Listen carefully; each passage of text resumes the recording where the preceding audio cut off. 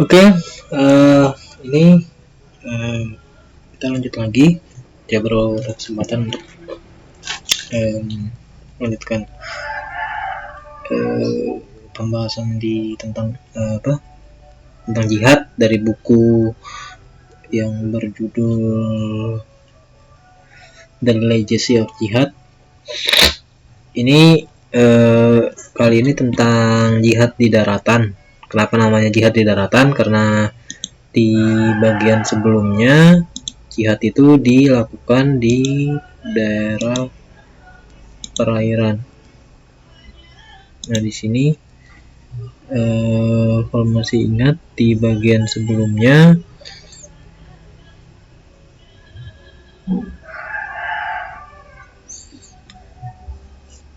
di Aceh dilakukan jihad di perairan. Ini kan di bagian yang ini, kalau kelihatan di bagian yang di bawah yang saya kasih, yang saya tunjuk pakai kursor ini, from Muhammadism, Muhammedanism, pengikut Muhammad ini selama berabad-abad. Misalnya di Aceh, number of dogma relating to hatred and infidel, Chinese regular business of piracy, pembajakan dan pemburuan manusia, manhunting at the expense of neighboring non-Muhammadan, orang-orang yang bukan pengikut Muhammad, artinya selain Islam. Jadi orang-orang Islam, para pengikut Muhammad itu merampok dan memburu manusia yang non-Islam. Any justified in any act of treachery and consider that they were justified in any act of treachery or violence to European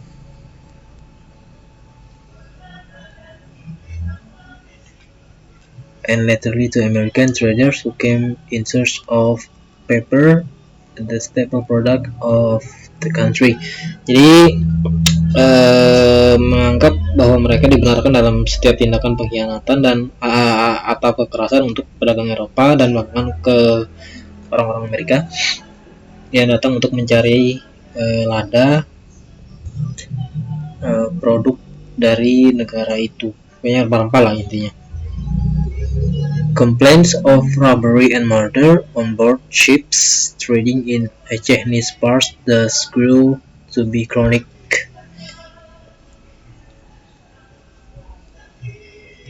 Pengaduan perampokan dan pembunuhan atas kapal dagang di wilayah Aceh sehingga menjadi kronis. Itu kan, itu salah satu bentuk jihadnya merampok. Terus sebar kelas balik saja. Dan sekarang kita pembahasan tentang jihad di daratan, jihad online. Di sini kita fokus ke yang bagian warna biru. Ntar saya di zoom, saya perbesar biar kelihatan.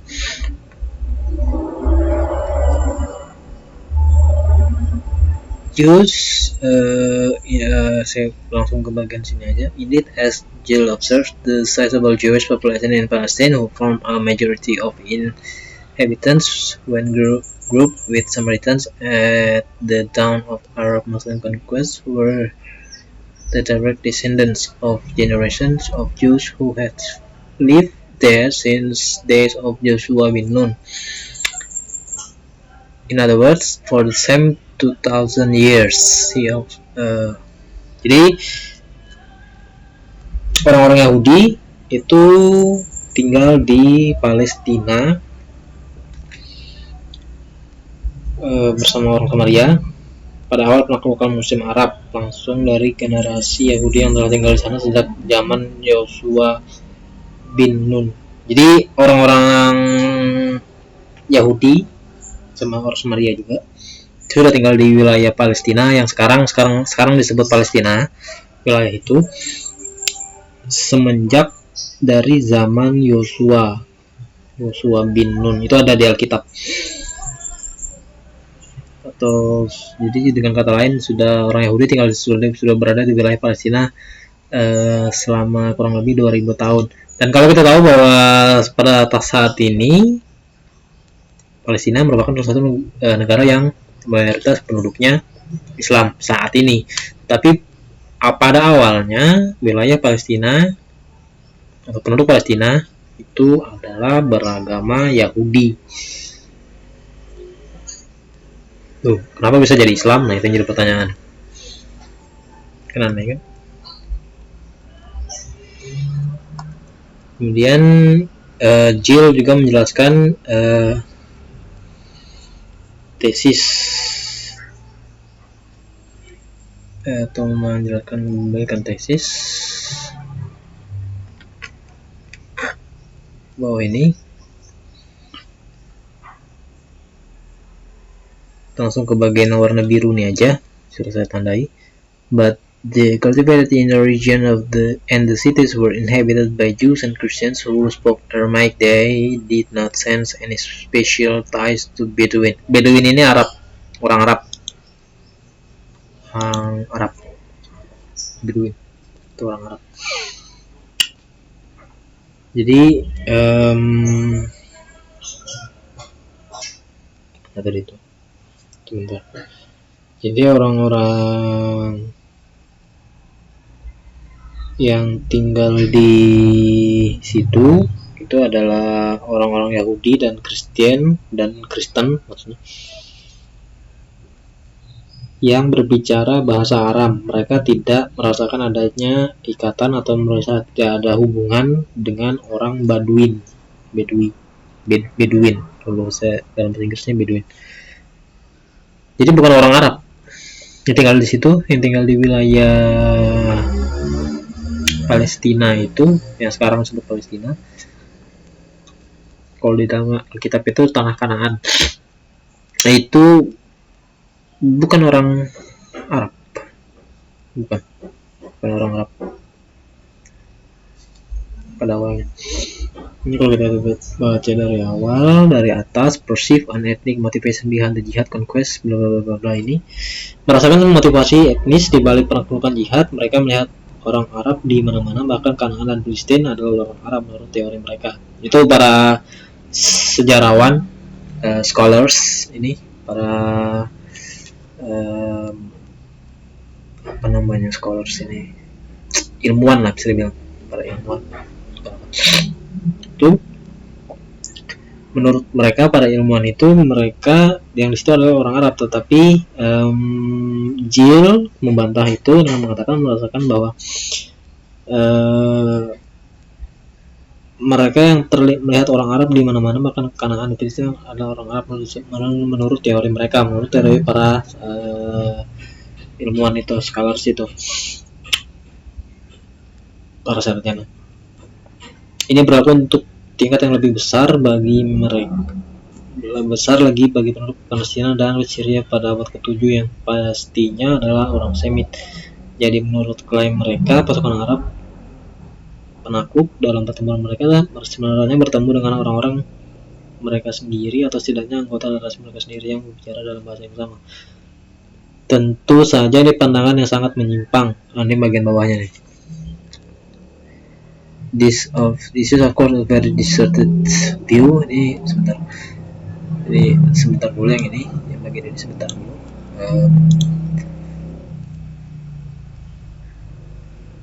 Jadi menurut para scholars ini, orang-orang Arab memerangi atau menaklukkan wilayah Palestina yang sekarang disebut Palestina itu adalah orang Arab juga. Penduduk Palestina itu orang Arab ditaklukkan oleh orang Arab juga, orang Arab yang dari Arabia datang ke Palestina. Di Palestina ada orang Arab, mereka taklukkan juga orang Arab, sesama orang Arab menaklukkan orang Arab, artinya gitu kalau menurut pandangan para scholar sini. Tetapi menurut Jill, this is of course a very distorted view. Ini tentu saja pandangan yang sangat menyimpang. Semitisme bukanlah ras dan hanya berhubungan dengan lingkup bahasa. Penduduk yang bertemu di sepanjang rute pertempuran tinggal di kota atau pedesaan, bukan orang Arab dan tidak berbicara bahasa Arab.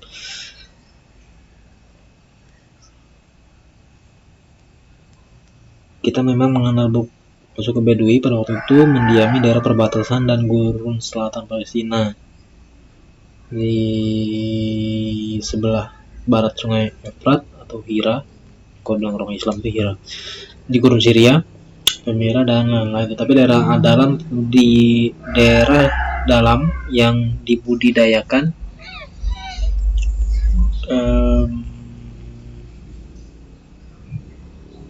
dan kota-kota dihuni oleh orang Yahudi dan Kristen yang berbicara bahasa Arab.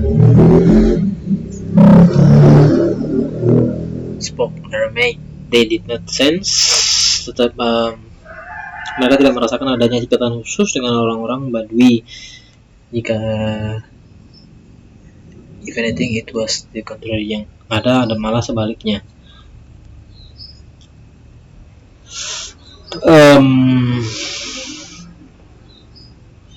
Kedekatan mereka, their proximity, and the danger of an invasion.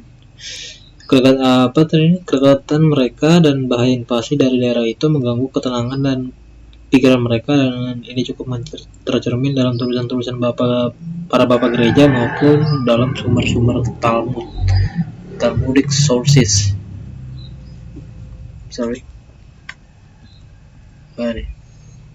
Ini nomor 77 ini reference-nya, footnote. Reference nanti bisa dicek di apa namanya tuh, daftar isi. Jadi orang-orang penduduk Palestina bahkan merasa bahwa orang-orang Bedouin, Arab yang dari Arab tanah Arabia itu adalah suatu ancaman, bahaya, mengganggu ketenangan hidup mereka, disturb their peace of mind, and this is plainly reflected both in writing of the church father. Jadi karena kan yang tinggal di daerah di wilayah Palestina yang sekarang disebut Palestina itu kan orang Yahudi dan Kristen.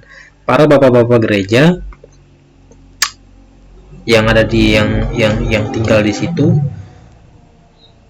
itu menulis sejarah kelam pembantaian atau pengerusakan atau penyerangan yang dilakukan oleh orang-orang Arab Islam tentu, dan juga bukan hanya para bapak gereja yang dari Kristen saja, tetapi sumber-sumber Talmud mencatat hal itu.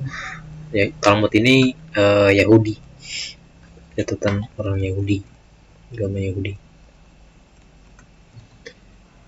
Dia menyimpulkan bahwa pandangan jihad menaklukkan Palestina diungkapkan dalam sumber dari penduduk asli non-Muslim yang kalah. Dia concludes that the view of jihad conquest Palestine expressed in the sources from the conquest indigenous non-Muslim populations reflect the attitude, mencerminkan sikap kota-kota dan desa-desa Palestina cukup akurat, quite accurately. Kemudian kita pindah ke halaman berikutnya. Nah ini ada yang saya tandai lagi, saya kasih highlight warna kuning ini.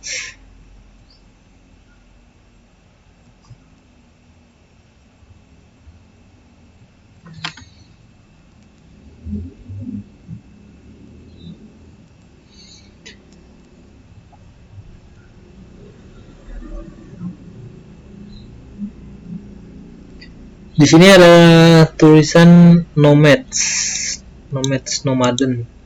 Ini kan nomads. Sorry. Ini kayak apa sih, kelihatan aja ya lah. Nggak bisa saya kasih garis panah atau apa. Nomads ini artinya orang-orang yang hidupnya nomaden. Nomaden itu pola hidup orang Baduin, orang yang tinggal di padang gurun, hidup tenda-tenda. Nah itu orang nomaden, orang nomads.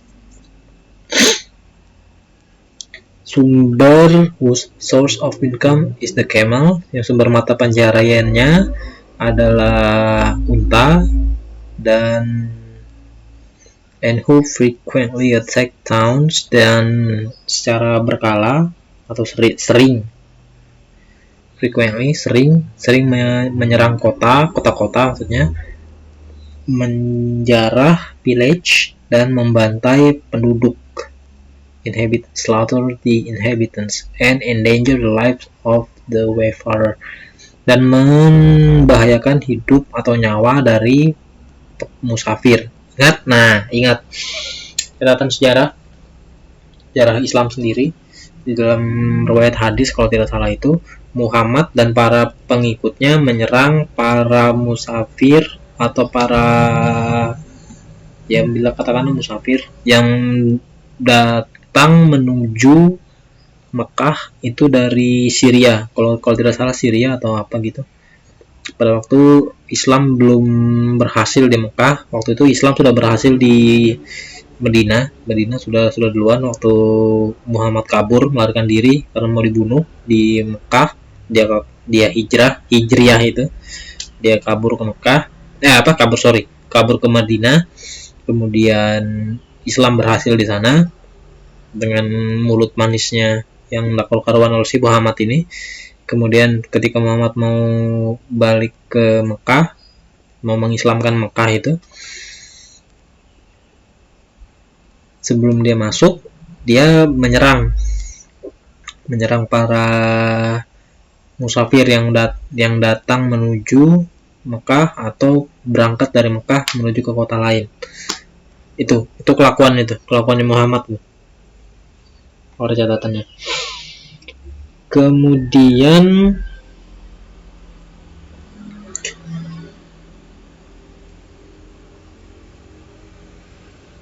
the sources completely contradict the argument. Sumber-sumber ini sepenuhnya bertentangan dengan argumen yang menyatakan to the effect that the way that the villager and townsmen in Palestine, menyatakan bahwa penduduk desa dan penduduk kota di Palestina menerima invasi suku-suku yang membawa panji Islam. Townsmen in Palestine accepted the invasion of those tribes bearing the banner of Islam. Ya, maksudnya tribes di sini Bedouin itu orang-orang yang tinggal di tenda-tenda, orang yang tinggal di tenda-tenda hidupnya berpindah-pindah, Bedouin. Makanya di sini tadi dibilang nomads. Bearing the banner of Islam with open arms of their so-called racial affinity. Dengan tangan terbuka dari apa yang mereka sebut afinitas rasial.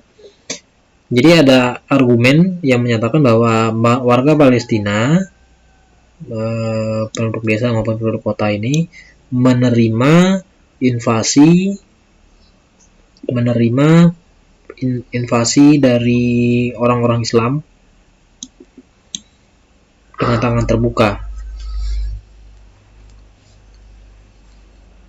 atas dasar persamaan suku, persamaan ras, apalah itu. Nah, sementara bukti-bukti dari sini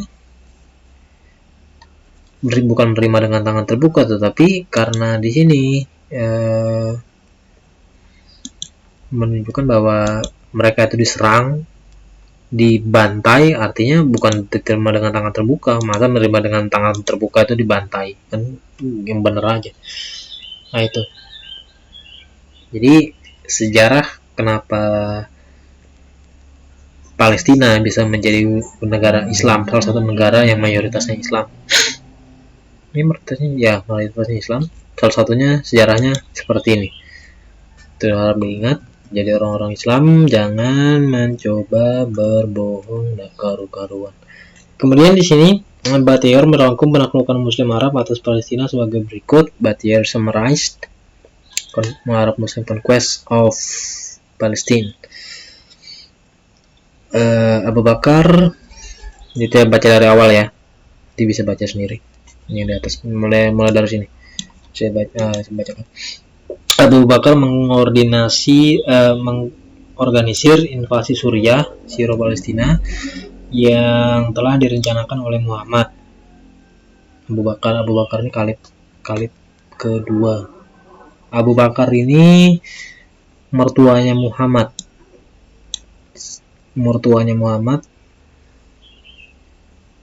bapak dari Aisyah. Aisyah itu bocil yang usianya belum sampai 10 tahun yang dinikahi oleh Muhammad yang berusia 50-an tahun. Sekitar 50-an tahun. Bayangkan, sangat-sangat patut diteladani kan? Kemudian dia mengumpulkan he gathered tribes, dia mengumpulkan suku-suku dari Hijaz, Najd, dan Yaman, dan menyarankan Abu Ubaidah yang bertanggung jawab atas operasi di Golan untuk menjarah pedesaan, plunder the countryside. Tetapi karena kurangnya persenjataan yang memadai untuk menahan diri, mereka lalu menahan diri, menunda gitulah, refrain dari menyerang kota-kota. Akibatnya seluruh wilayah di Gaza hingga Caesarea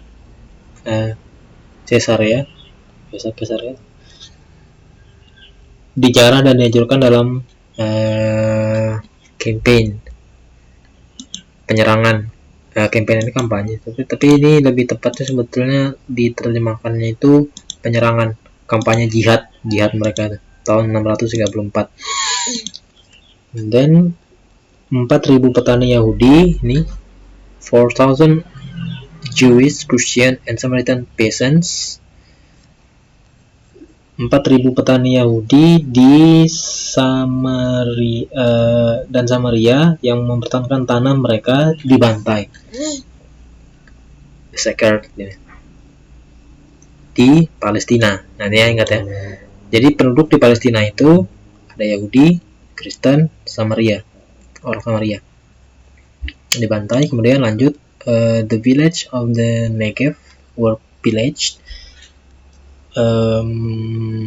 Mana tadi dia?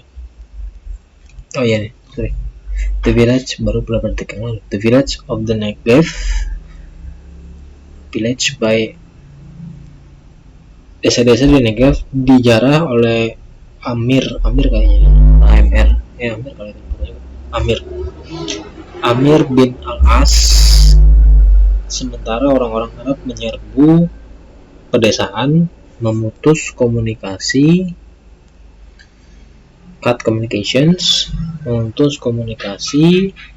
dan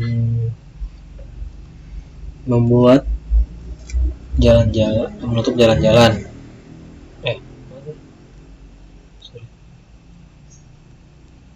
Dan membuat jalan-jalan berbahaya. Artinya membuat jalan-jalan berbahaya ini mereka perilis. Membuat jalan-jalan berbahaya itu artinya mereka seperti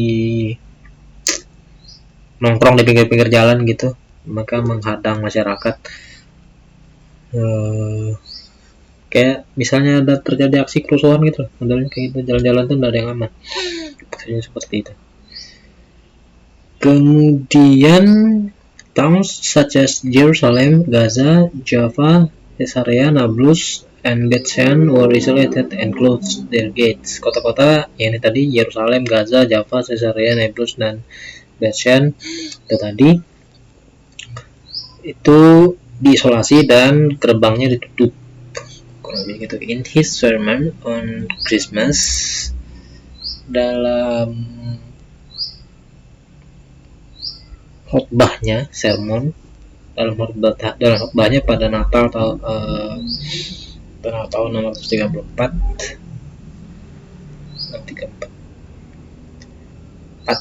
Patriark ini pemimpin atau kepala gereja ortodoks itu patriark Yerusalem, Sophronius, lament over the impossibility of going on pilgrimage to Bethlehem. Jadi dia sebentar saya lanjutkan aja dulu sampai habis. As was the custom because the Christians were being forcibly kept in Jerusalem. Jadi dalam khotbahnya pada hari Natal tahun 634, Patriark Yerusalem itu dari sudah namanya di situ, Sophronius itu meratapi ketidakmungkinan pergi berziarah ke Bethlehem seperti kebiasaan. Jadi ziarah pada saat Natal ke Yerusalem itu rutin dilakukan oleh umat Ortodoks di sana. Tetapi pada tahun 634 itu tidak bisa dikarenakan orang-orang Kristen bisa atau ditawan atau diasingkan atau apa gitu di Yerusalem. Kita ditahan oleh ikatan yang nyata, artinya tidak ditahan, tidak di penjara atau apa gitu, bukan di penjara, dipasung atau apa, bukan, tetapi dirantai dan dipaku oleh ketakutan terhadap Saracen.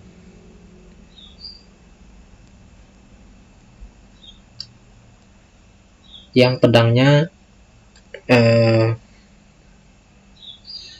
Rusevich, Saracen yang kejam.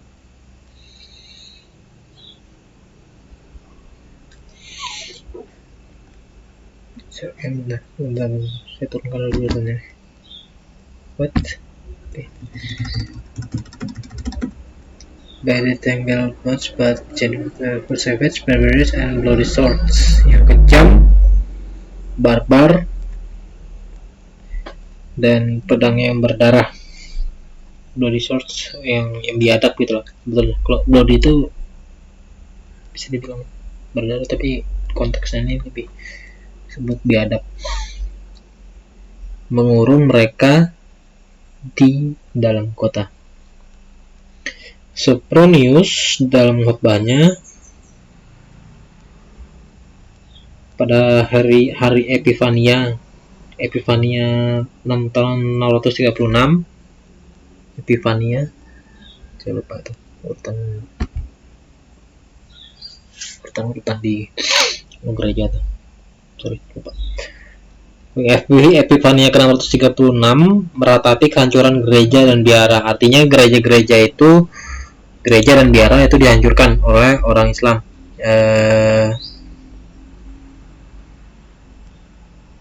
Beware the destruction of the church and monasteries. Monasteries ini biara. Kota-kota yang dijarah, sect towns, and the fields laid waste.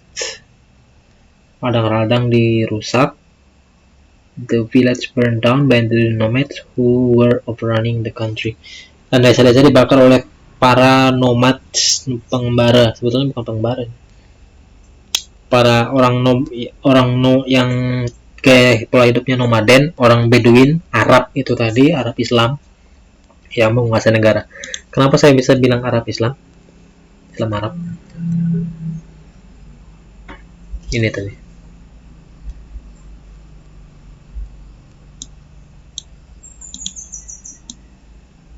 Islam. Ya. Saya tidak ngomong sembarang.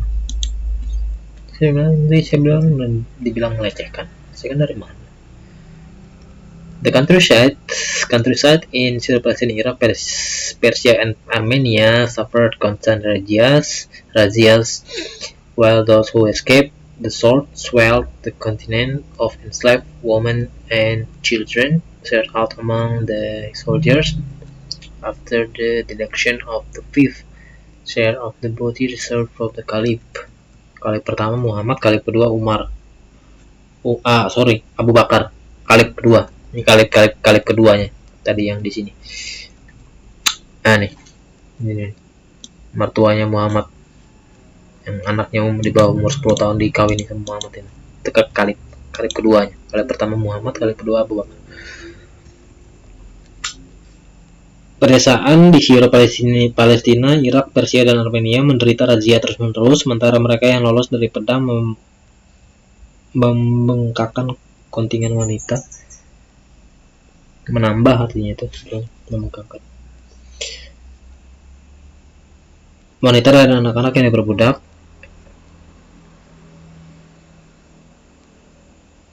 enslaved women and children. Sebetulnya ada sebentar dibagi di antara tentara setelah pengurangan bagian dari jarahan 1/5 bagian dari jarahan pengurangan 1/5 dari jarahan yang wajib diberikan kepada kalif and slave di sini sebetulnya untuk perempuan, apalagi anak-anaknya perempuan juga. Nah, yang jelas perempuan itu bukan slave kayak PRT, ART, bukan seperti itu, bukan seperti pembantu rumah tangga atau apa. Itu budaknya itu untuk kalau untuk perempuan itu budak seks. Dalam Islam kan halal budak seks, halal vaginanya. Menurut sejarawan Islam Baladuri tahun 832, 4.000 orang Yahudi live in Kaisaria, tinggal di Kaisaria. Kaisaria ini ada juga di dalam kitab disebutkan perjanjian baru.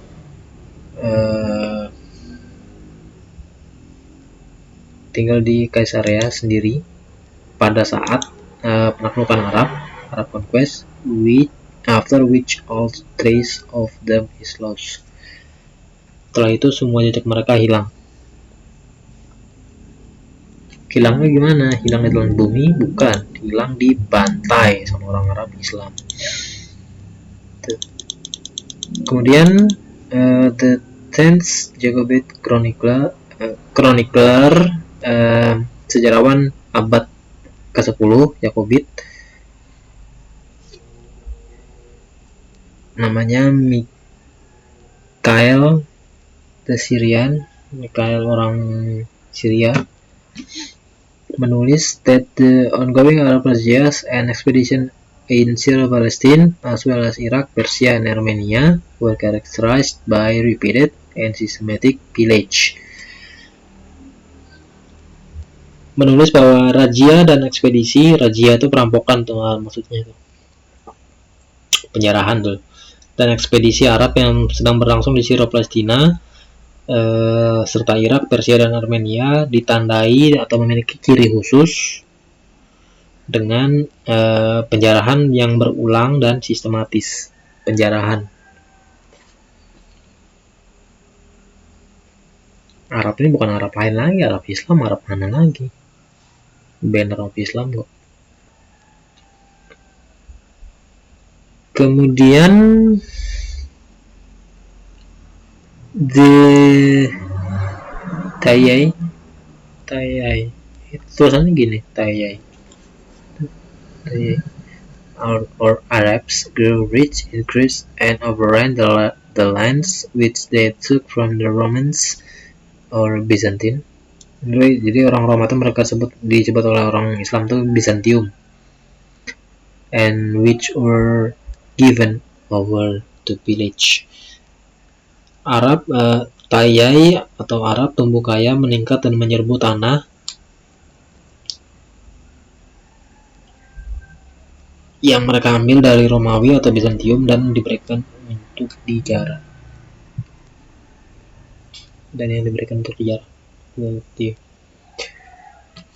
Pokoknya isinya agama Islam tuh menjarah, merampok, memperkosa orang, istri orang kah, atau anak gadis orang kah, sembarang aja.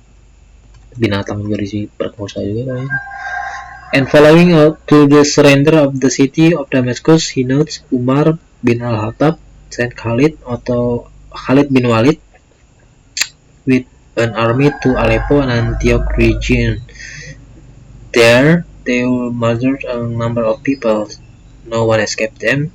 Whatever may be said of the evils that Syria suffered, they cannot be recounted because of their great number. For Yayai or Arabs were the great word of God's wrath. God's wrath. Dari sejarah pokoknya penyerahan kota Damaskus yang mencatat Umar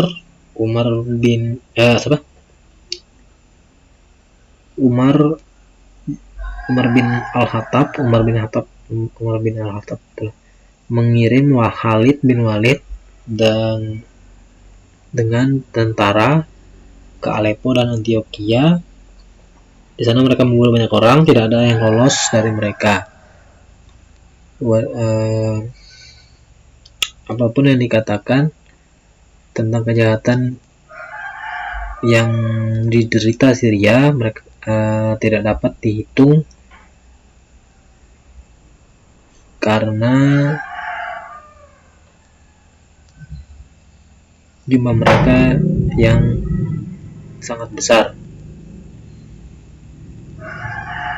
Arab merupakan tempat kemarahan Tuhan, model gitu, ya itu.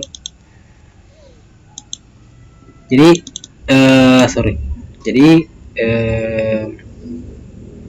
di Damaskus Syria. Di Damaskus saja orang Islam ini datang juga ke sana. Mereka kurang kerjaan kan, mau ngerampok apa itu, dan membunuh orang di sana nih. Ajaran agama dia lakukan. Kemudian ada catatan lebih lanjut lagi tentang gelombang menaklukkan jihad Islam biasa. Ada yang lain, misalnya saya budak kan tidak mungkin, kan yang jihad kan Islam. Pada saat penaklukan, Palestina dihuni oleh Yahudi dan Kristen. Arab tribe to be found in the border area. Orang Arab tuh tinggal di daerah perbatasan. In keeping with arrangement made with the Byzantine rulers, dengan undang-undang atau peraturan atau apa yang dibuat oleh hukum Bizantium atau Roma, tidak ada yang one can assume that the local population suffered immensely during the course of the war, jihad conquest, and it's very likely that many villages were destroyed and uprooted in frontier regions, and that a lot of this local population was very bitter indeed. Jadi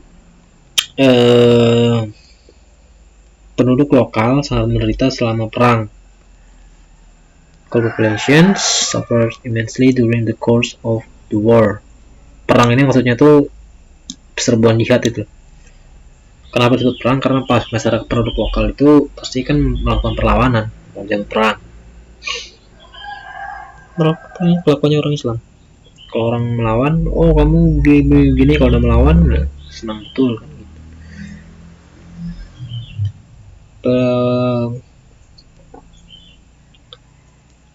Banyak desa yang dihancurkan dan dicabut dari perbatasan. Many villages were destroyed and uprooted in the frontier regions.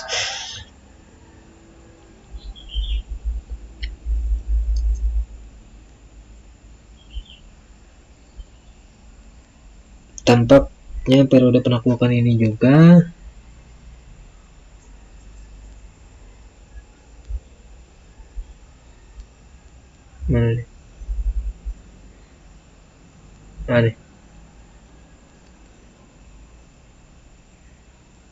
It appears that the period of the conquest was also of the destruction of the synagogues and church of the Byzantine era, remnants of which have been unearthed in our own time and still being discovered.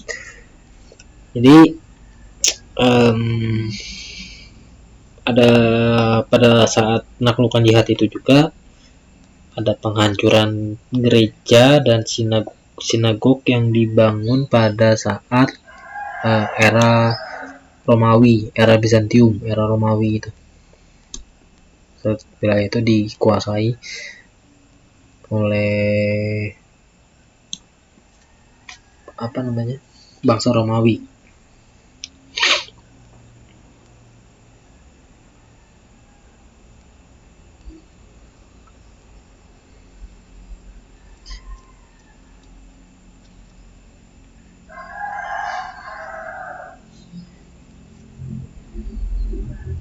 yang sisa-sisanya itu masih bisa, sisa-sisa reruntuhan itu loh, sisa-sisa reruntuhan itu masih bisa ditemukan in our time, dan masih and still being discovered, dan masih ditemukan sisa-sisa gereja dan sinagognya itu. Kemudian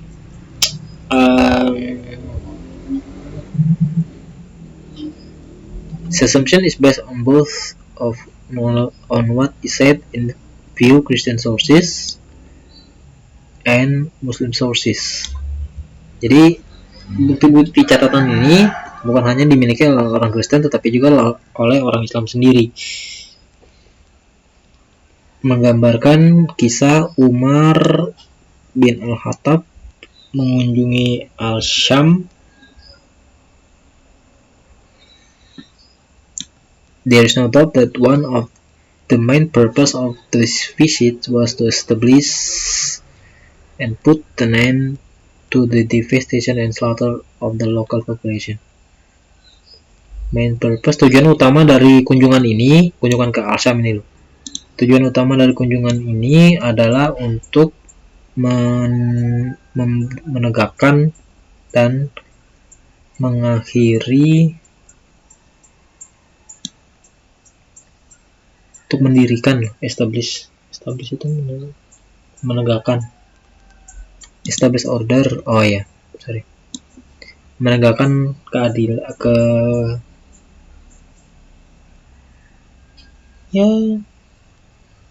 ketertiban, order, menegakkan ketertiban dan mengakhiri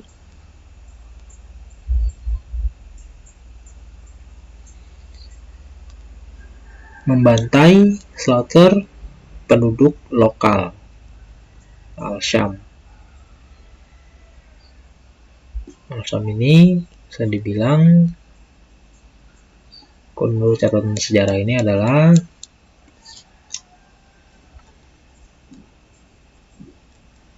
Palestina. Ini Palestina. Jadi sumber-sumber Islam sendiri pun memang membenarkan sejarahnya Islam itu seperti itu. Kemudian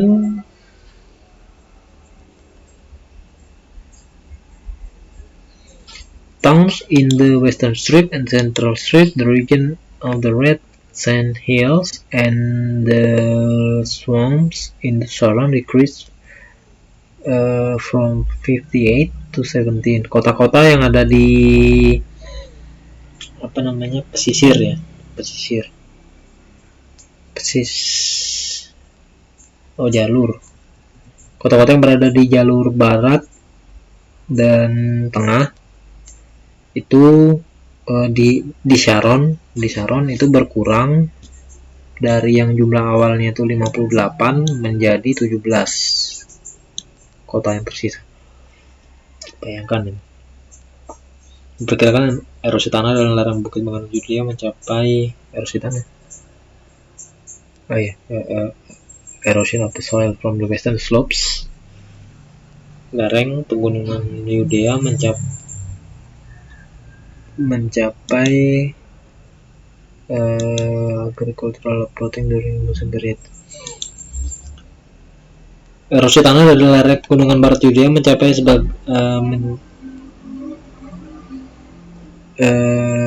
terjadi ridge sebagai hasil atau sebagai akibat dari pencabutan pertanian selama periode Muslim.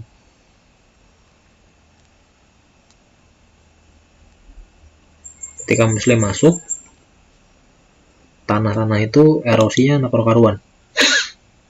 Tadinya subur menjadi tidak subur. Ini ada penjelasannya lagi di sini. Masih penjelasan lebih lanjut tentang yang erosi tanah itu. Analisis arkeologi oleh Natalie Lewis menekankan bahwa penderitaan penduduk Distress of the inhabitants diperparah setelah tahun 700. Kondisi menjadi tidak tertahankan, karena situasi politik umum dan memburuknya sikap terhadap dhimmi membuat Negev menjadi gurun. Ingat, dhimmi itu adalah warga non-muslim yang tinggal di wilayah yang ditaklukkan oleh muslim.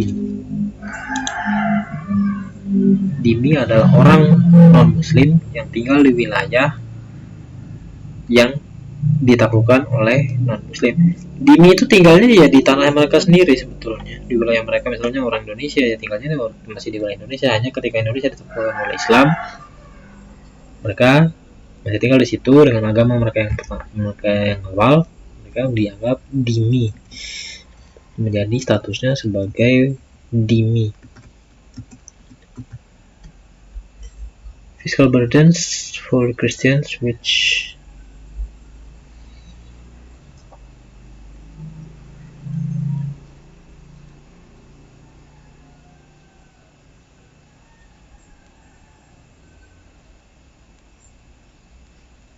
dengan Arabisasi kekuasaan,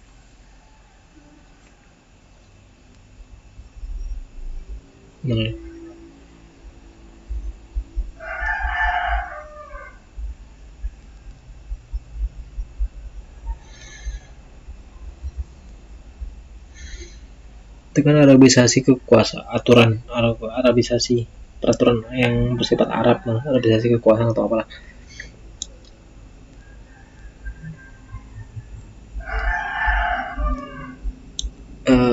Muncul beban fiskal yang meningkat, increasing fiscal burdens untuk orang-orang Kristen yang sekarang tidak bisa lagi menghindari dengan musuh Islam. Fiscal burdens for Christian burdens which they could no longer escape by converting to Islam.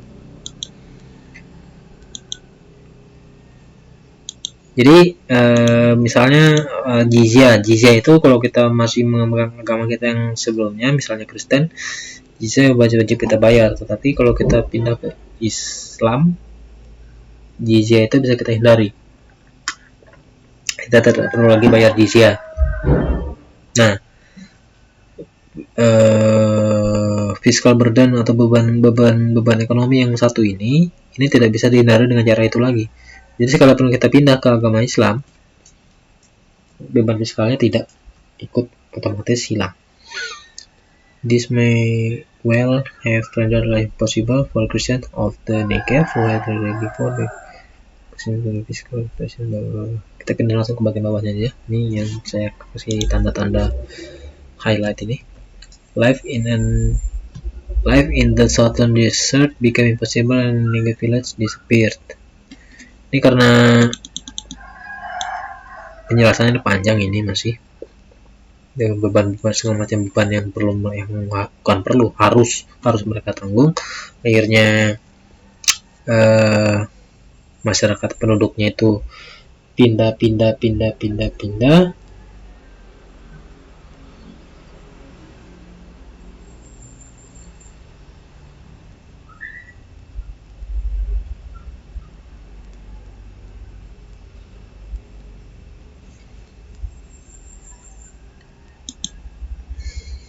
Dari sini Berobal people reluctant to leave their homes. Ini pokoknya intinya itu dengan berbagai macam beban yang diterapkan kepada masyarakatnya, kepada rakyatnya. Namanya kan orang Islam waktu itu kan memang goblok, namanya nggak ada karuan, goblok sama sekali, otaknya nggak ada. Itu akhirnya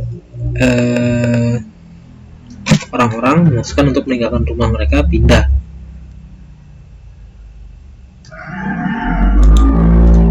meninggalkan kota mereka. Makanya akhirnya desa Negev ini akhirnya menghilang karena produknya hilangan semua. nggak tahan dengan kegoblokan pemimpin Islam itu. Jadi seperti itu. Lanjut ke bawah, sini nggak ada. Nah ini Central Palestine during the era which include the conquest when our Muslim rule.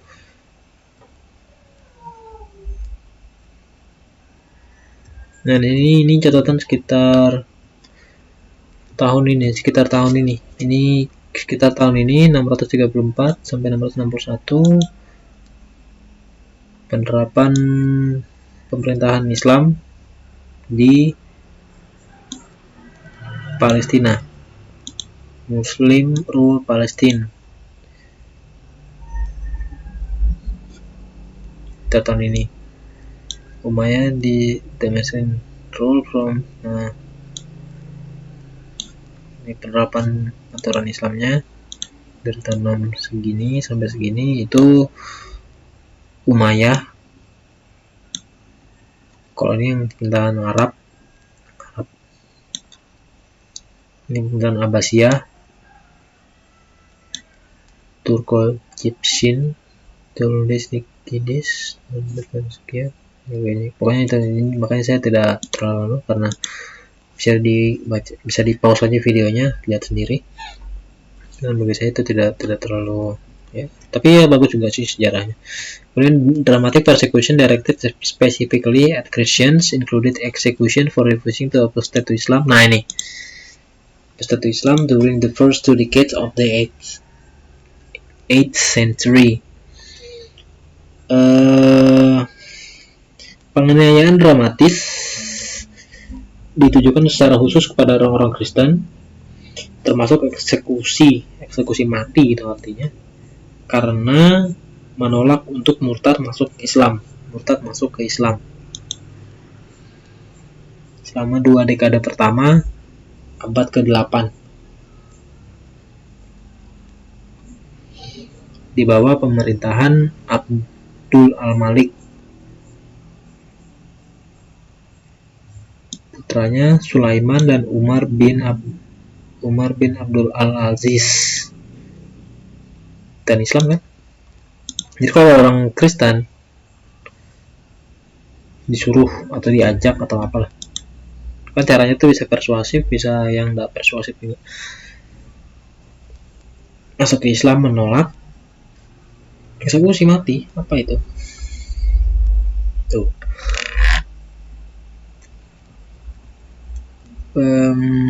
Kemudian di bawahnya nih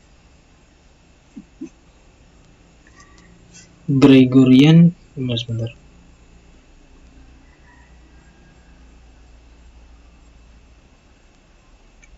Sumber-sumber Gregorian ya. Gregorian, Greek and Syriac and Armenian sources. Nah ini sumber-sumber Gregoria, baca di bawahnya nih, saya bacakan ya. Saya langsung terjemahkan aja.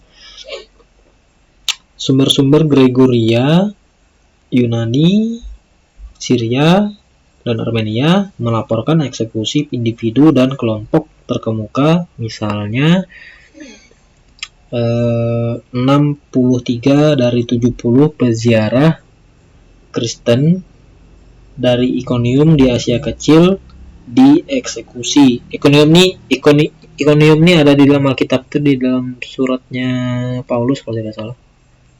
Iconium itu ada di Alkitab, itu perjanjian baru.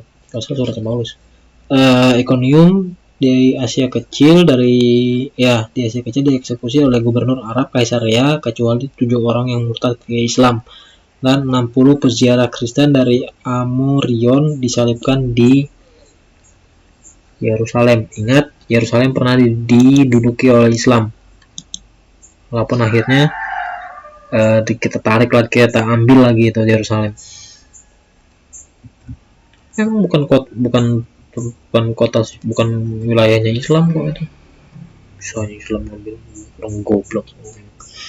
Kemudian orders demanding the removal of cross over church, bans on church services and teaching of the scriptures, the eviction of monks for their monasteries and excessive taxation.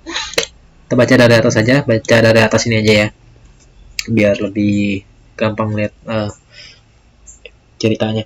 Bani Abbasiyah memindahkan ibu kota Damaskus, capital city from Damascus, memindahkan ibu kota dari Damaskus, pusat kekaisaran Umayyah, ke Baghdad, menyerap banyak budaya Suriah dan Persia serta metode pemerintahan Persia, mengantarkan dugaan zaman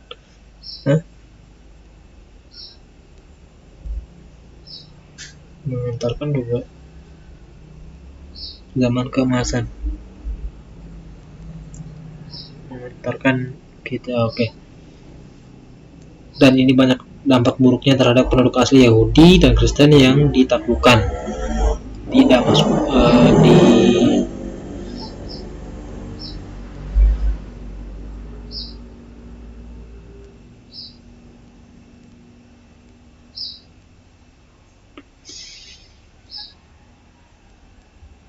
Baghdad.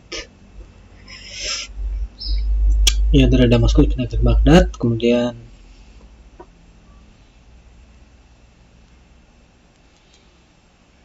Gil dan Bataillon, saya ulang ya, saya ulang dari atas. Ini saya loncat barisnya tadi. Bani Abbasiyah memindahkan ibu kota dari Damaskus, pusat kekaisaran Umayyah, ke Baghdad, menyerap banyak budaya Suriah dan Persia serta metode pemerintahan Persia dan mengantarkan dugaan zaman keemasan. Gil dan Bataillon menawarkan penilaian mengungkapkan dimitut zaman keemasan ini dan dampak buruknya terhadap penduduk asli Yahudi dan Kristen Palestina yang ditaklukkan. Di bawah pemerintahan Abbasiyah awal sekitar tahun 750 sampai 755 Masehi, mungkin pada masa pemerintahan Abdul Abbas Abdullah al-Saffah, sumber-sumber Yunani melaporkan perintah yang menuntut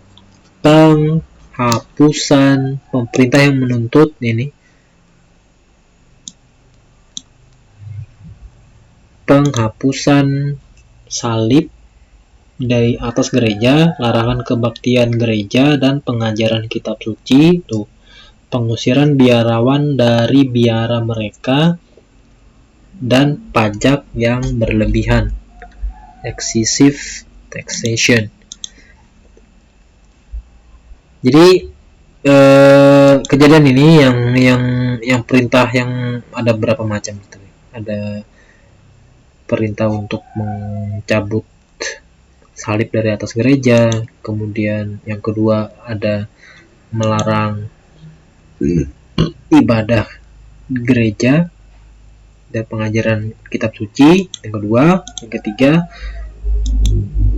pengusiran biarawan dari biara, yang ketiga, yang keempat pajak yang berlebihan. Itu terjadi pada masa dinasti Abbasiyah tahun 750 sampai 755, dinasti Abbasiyah.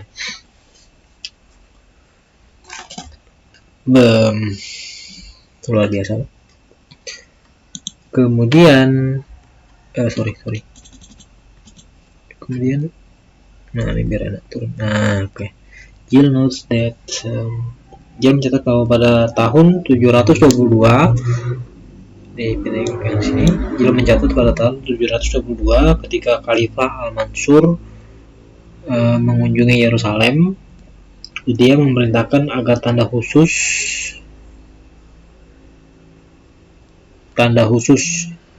special mark, tanda khusus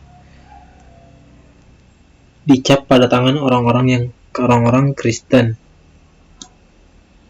dan Yahudi. Banyak orang Kristen melarikan diri ke Bizantium, ke Roma.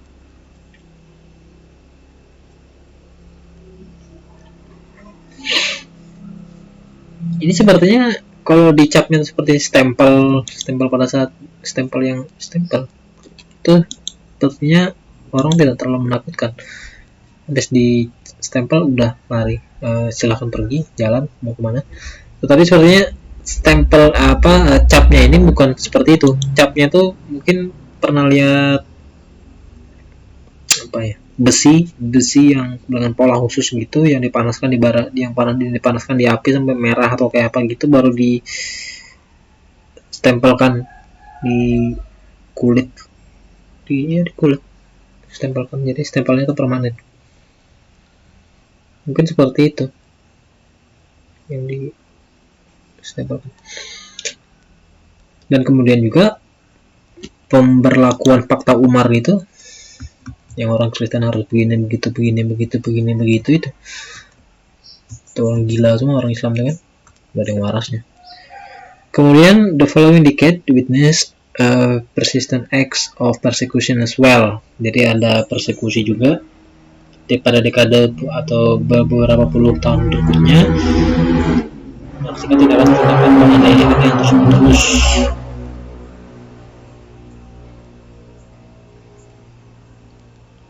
Ini rincian, kemudian dijelaskan oleh Jill di bawah ini. Kita baca dari sini. One source tells, salah satu sumber menceritakan tentang seorang Muslim yang masuk Kristen dan menjadi seorang biarawan, kan? Camel monk, dan berganti nama menjadi Christophorus.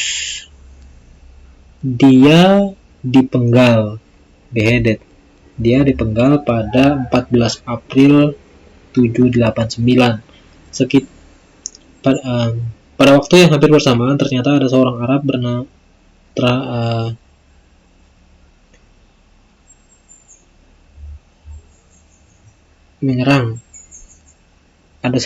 menyerang biara.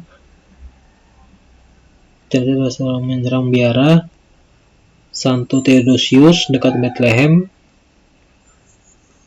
Biara dijarah, banyak biarawan yang dibunuh, dibantai, slaughtered, dan beberapa lari. Beberapa tidak sebanyak atau lebih dari yang dibantai ini. Makanya namanya some di sini. Bukan, di sini kan many, ini some. Tidak sebanyak itu. Para penyerang menghancurkan 2 gereja dekat biara. Also destroyed 2 churches near monastery. Gitu.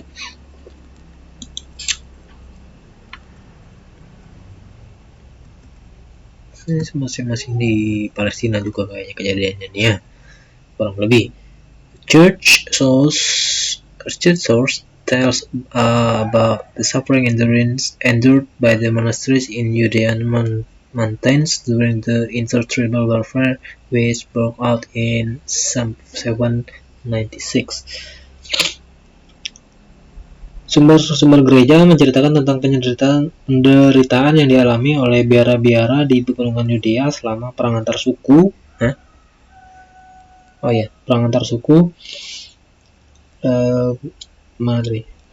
yang pecah pada tahun 796, sementara Beit Gufrin ditinggalkan oleh penduduknya.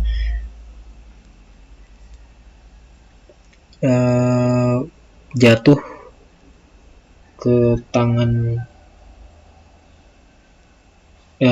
ditawan oleh orang-orang Arab. Beit Gufrin itu nama orang. Assault were being made in Ascalon, Gaza, and other localities. Penyerangan dilakukan di Ascalon, Gaza, dan daerah lainnya di mana-mana ada penyerangan dan perusakan. Batior, kemudian pindah ke bawah sini. Nih ada yang kuning lagi di sini. Sudah saya highlight. Batior menjelaskan penindasan fiskal. Ini biasanya sih penerapan pajak. Penindasan fiskal melekat pada Palestina abad ke-8 yang menghancurkan kaum dimi Yahudi dan petani Kristen, dikenakan pajak dan disiksa oleh para pemungut pajak. Sudah dikenakan pajak, disiksa lagi ya. oleh para pemungut pajak. Penduduk desa melarikan diri ke persembunyian atau beremigrasi ke kota-kota. Dia mengutip dari sebuah kronik rinci dari seorang biarawan abad ke-8 selesai pada tahun 794.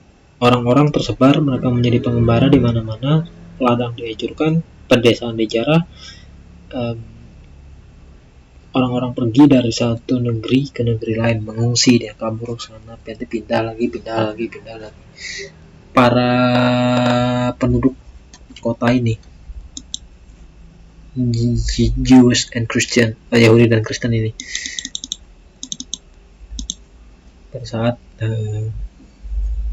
mereka diserang oleh orang-orang gila itu. Iya, kejadian itu masih di Palestina semua. Ya, catatan lagi di sini. Sebenarnya banyak catatannya, cuma saya nggak bisa ngambil semua. Terlalu banyak.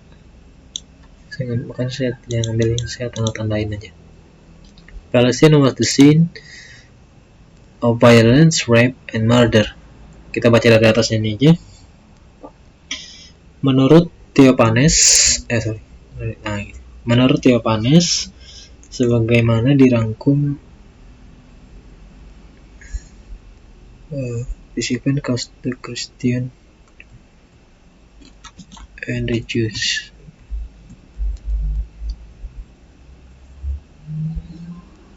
sebentar. Nih.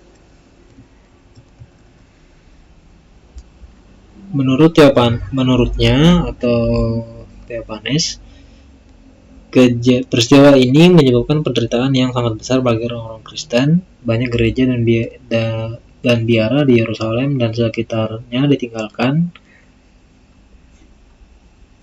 seperti STS-nya saya nggak tahu apa nih, Syriac, Theodosius, Cariton, Euthymius, dan Marsaba. 4 tahun kemudian, ber tahun 813, kerusuhan pecah lagi dan banyak orang Kristen, baik biarawan maupun orang awam, melarikan diri dari Palestina ke Siprus. Tiba di Palestina lagi kan kejadiannya. Ke Siprus dan Konstantinopel, karena di sana banyak orang Kristen, di mana mereka menemukan perlindungan dari penganiayaan yang mengerikan oleh orang-orang Arab. From the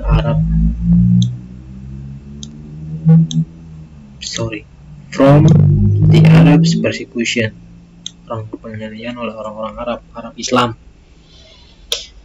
Di hari-hari anarki dan perang saudara, Palestina adalah tempat terjadinya kekerasan, perkosaan, dan pembunuhan.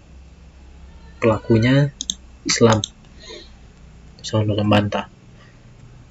Perhaps the clearest outward manifestation of the inferiority and humiliation of the dhimmis were the prohibitions regarding dress codes and the demands that distinguishing sign be placed on the entrance of dhimmi houses. Jadi itu ada aturan juga bahwa di orang-orang Kristen, Yahudi juga itu harus menggunakan pakaian khusus, dan mereka itu dikasih tanda, kasih salib atau apa gitu. Dan ukuran rumah mereka tidak boleh lebih besar dari rumah orang Islam, kurang lebihnya gitu. Ini kita baca lagi, saya ulangi dari pertama. Perhaps the clearest, mungkin manifestasi luar yang paling jelas dari inferioritas dan penghinaan para dhimmi adalah larangan mengenai atau aturan mengenai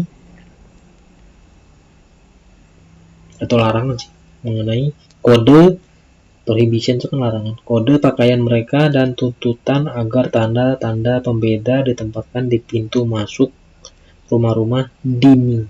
Dhimmi ini Yahudi sama Kristen. Selama kekhalifahan Abbasiyah Harun al-Rasyid tahun 786 sampai 809 dan Mutawakil tahun 847 sampai 861, orang-orang Yahudi dan Kristen diharuskan memakai warna kuning memakai warna kuning sebagai tambalan yang melekat pada pakaian atau topi mereka. Kemudian untuk membedakan lebih lanjut antara keduanya, Kristen dan Yahudi, orang Kristen diharuskan memakai warna biru, orang Yahudi warna kuning. Kan seperti itu.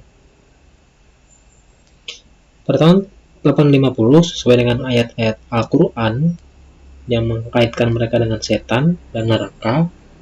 Jadi menurut Islam, orang Yahudi Kristen itu berkaitan dengan setan dan berkaitan dengan neraka, kurang lebihnya begitu. Mutawakkil menetapkan bahwa orang Yahudi dan Kristen menempelkan gambar kayu setan.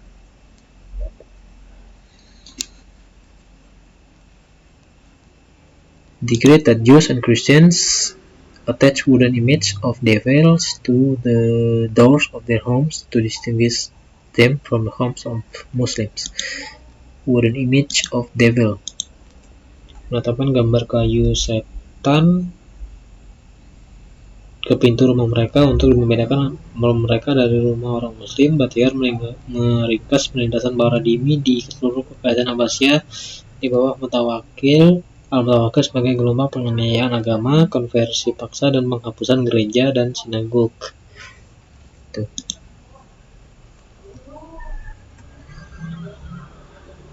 Ini lanjut, kita baca yang di dalam tanda kotak nih aja, yang warna kuning ini.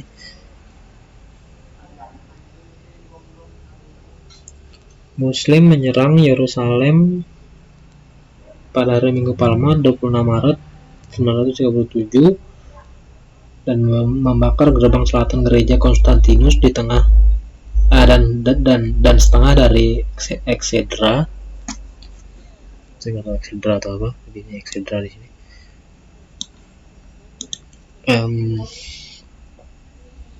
Di mana gereja Kalvari dan gereja Kebangkitan runtuh. Menurut Al-Makin dan Al-Makrisi, gereja Kebangkitan dan gereja Kalvari juga dirampok hartanya. Islam. Tampaknya pada saat yang sama, kaum Muslim menyerang gereja lagi di Askalon. Menurut Yahya bin Said, penyerangan itu dilakukan terhadap gereja besar di sana yang dikenal dengan nama Mary the Green. Kemudian, they destroyed and robbed. Mereka menghancurkannya dan merampok semua isinya dan kemudian membakarnya, gereja itu.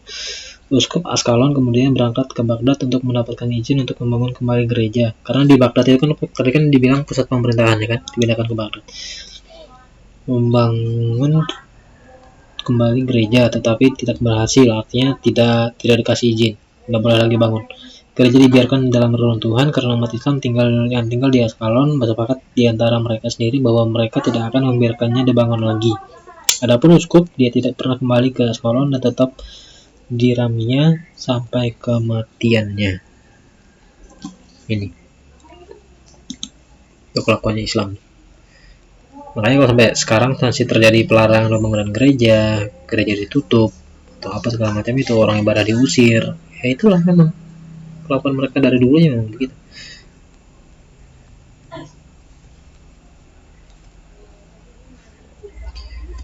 Kemudian selama periode awal abad 11 pemerintah Al-Hakim, serangan agama dan pemberontakan meningkat seperti yang dicatat. Penghancuran gereja di Makam Suci tahun 1009 menandai awal dari serangkaian tindakan penindasan terhadap penduduk Kristen yang menurut sumber-sumber terpercaya meluas ke pemaksaan masuk Islam. Acts of Operation Against Christian, penindasan terhadap penduduk Kristen, baru pemaksaan untuk masuk Islam. Masuk Islamnya dipaksa, gila kan? Agama gila. Tidak ada yang mau masuk Islam itu sebetulnya, kalau dipaksa. Kemudian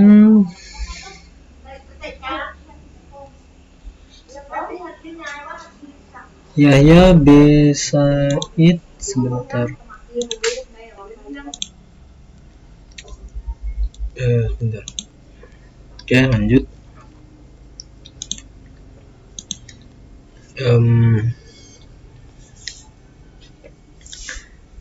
Yahya, deskripsi dari gambaran atau penjelasan dari Yahya bin Said tentang peristiwa penghancuran gereja-gereja makam suci dirangkum oleh Gill. Mereka membongkar gereja kebangkitan sampai ke dasarnya, dihancur sama sekali sampai ke fondasinya, terlepas dari apa yang tidak dapat dihancurkan atau ditarik.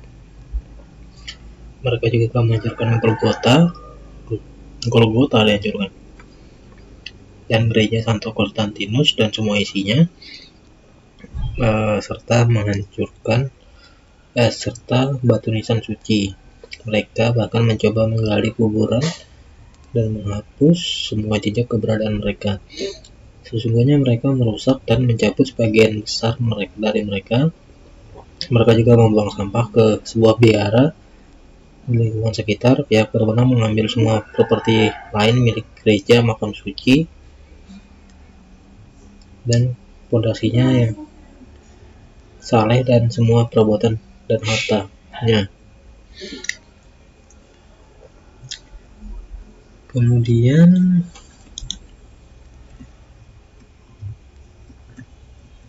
ini yang di bawahnya penting juga nih, bagus sih.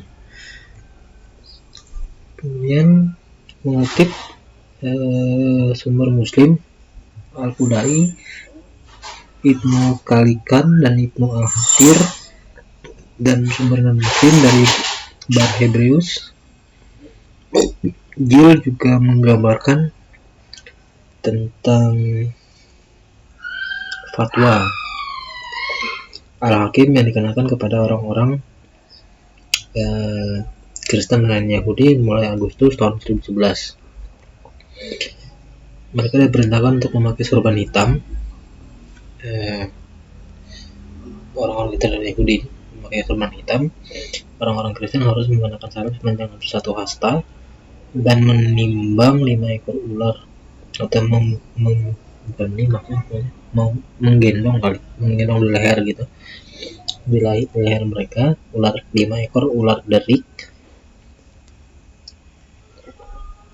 Orang-orang Yahudi diwajibkan untuk memakai balok kayu dengan berat yang sama. Mereka harus memakai beberapa tanda pembeda di pemandian, dan akhirnya Al-Hakim memutuskan bahwa akan ada pemandian terpisah untuk mereka gunakan. Ibnu Al-Hathir menjelaskan bahwa Al-Hakim memerintahkan setelah penghancuran gereja kebangkitan di Yerusalem, bahwa semua gereja di dunia dihancurkan, dan ini dilakukan dan bahwa orang-orang Yahudi dan Kristen kemudian harus menerima Islam. Nggak jelas kan? Agama nggak jelas. Atau beremigrasi ke Bizantium. Mereka juga diwajibkan memakai tanda pembeda khusus. Banyak yang masuk Islam, bukan bertobat ya, banyak yang berpindah agama, convert. Barhebreus berbicara tentang tribun gereja yang dihancurkan di kerajaan Fatimiyah pada waktu itu.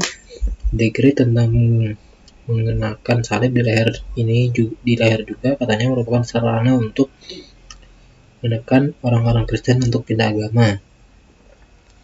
Yang panjangnya 1 hasta tadi apa tuh? Balok kayu salib dipakai oleh orang Yahudi harus berbentuk anak lembu sebagai pengingat anak lembu emas. Balok kayu yang wajib dipakai oleh orang Yahudi harus berbentuk anak lembu sebagai pengingat anak lembu emas. Ya mungkin anak lembu emas itu apa ya? In spirit focused on the conditions of the dhimmi in Jerusalem. They were used during the early through the mid-11th century. The Jews suffered both economically and physically. Orang-orang Yahudi menderita baik secara ekonomi maupun fisik.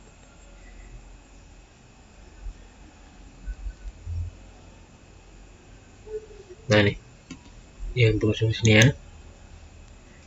Jews there had to pay comprehensive lump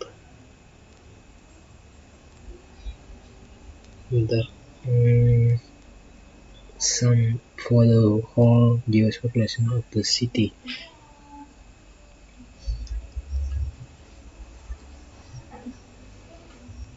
Orang-orang Yahudi di sana harus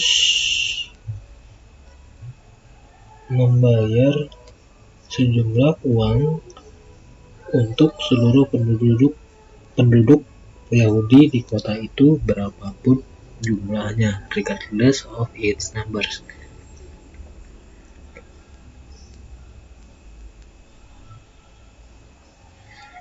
When the population decreased, ketika populasinya berkurang atau menurun akibat perang dan pergolakan Badui, beban masing-masing individu menjadi lebih berat. Dalam situasi seperti itu, Yajiva terpaksa meminjam uang dengan bunga yang besar dari musuh kaya. Ketika waktu perusahaan tiba, para bangsawan Yahudi berada dalam bahaya di penjara karena Yajiva tidak dalam posisi untuk mengumpulkan dana yang harus dikembalikannya.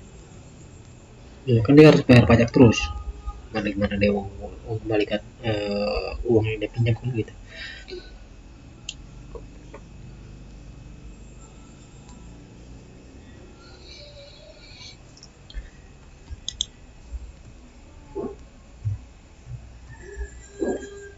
Ini masih banyak ini. Masih banyak nih anunya. Kita pindah musim Turkoman, rule of Palestine.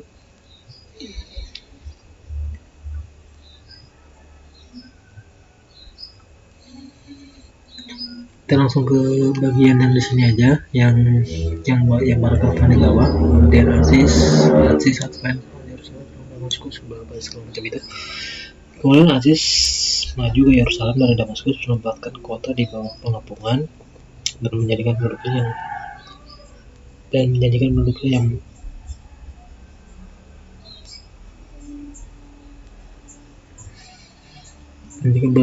aman. On the basis the inhabitants open the gates the city.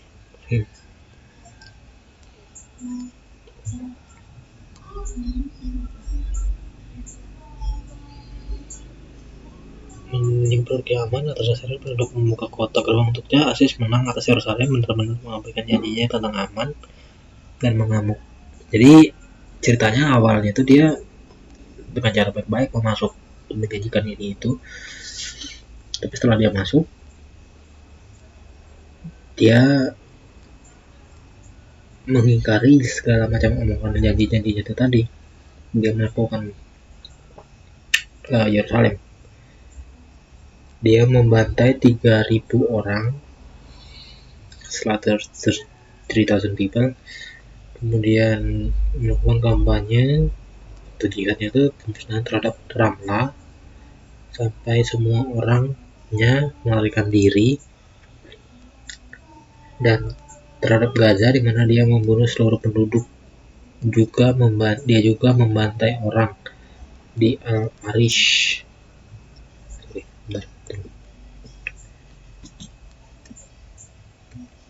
Di Al-Arish dan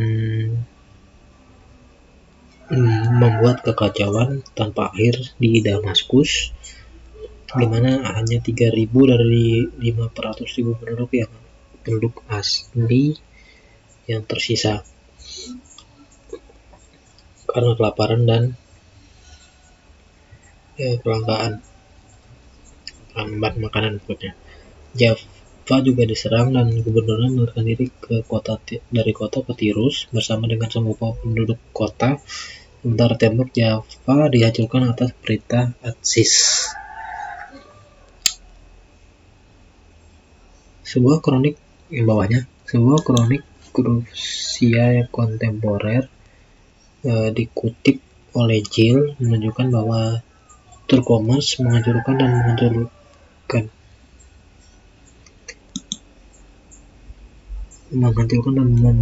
memusnahkan, melenyapkan kota-kota dan desa-desa dari Antioquia sampai ke Yerusalem. Mereka membunuh, mengambil tawanan, menjarah, membakar. Mereka menghancurkan gereja dan biara. Turkoman ini Muslim Turkoman. Itu Turkoman. Nggak tahu Turkoman apa nanti kan bingung.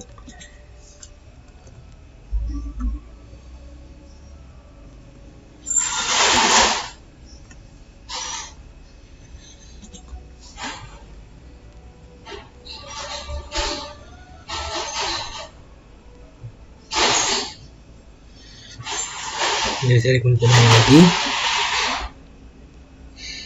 Jin mencatat bahwa pengamatan ini dikonfirmasi oleh dokumen Beniza yang menjelaskan bahwa bagaimana pendudukan Turkoman dalam Turkoman tadi menunjukkan bencana yang mengerikan seperti penawanan orang-orang Ramlah, pemotongan jalan,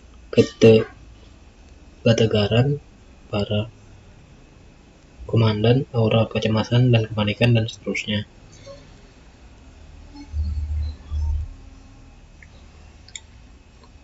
Di paling bawahnya sebuah buku tebal.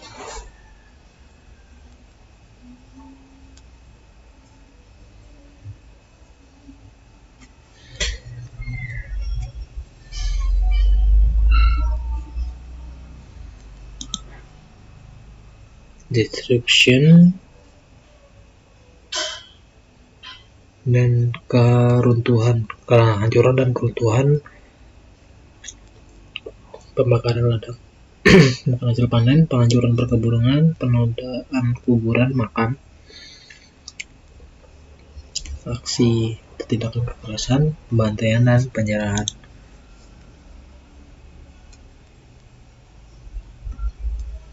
Ini sebuah konten pada puisi. Nah, puisinya tuh yang di bawah sini. Tapi ceritanya ya tentang ini tadi, yang ditandai kuningnya tadi. Ini puisinya.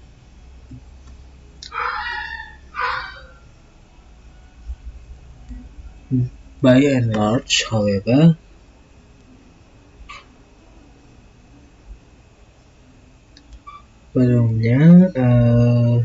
periode Turkoman yang berlangsung kurang lebih 30 tahun adalah salah satu pembantaian dan vandalisme, kesulitan ekonomi dan pencabutan populasi, pembantaian, penderitaan yang mengerikan, pengusiran dan pengembaraan adalah bagian khusus dari populasi Yahudi, terutama kepemimpinannya Yeshiva Palestina Yeshiva.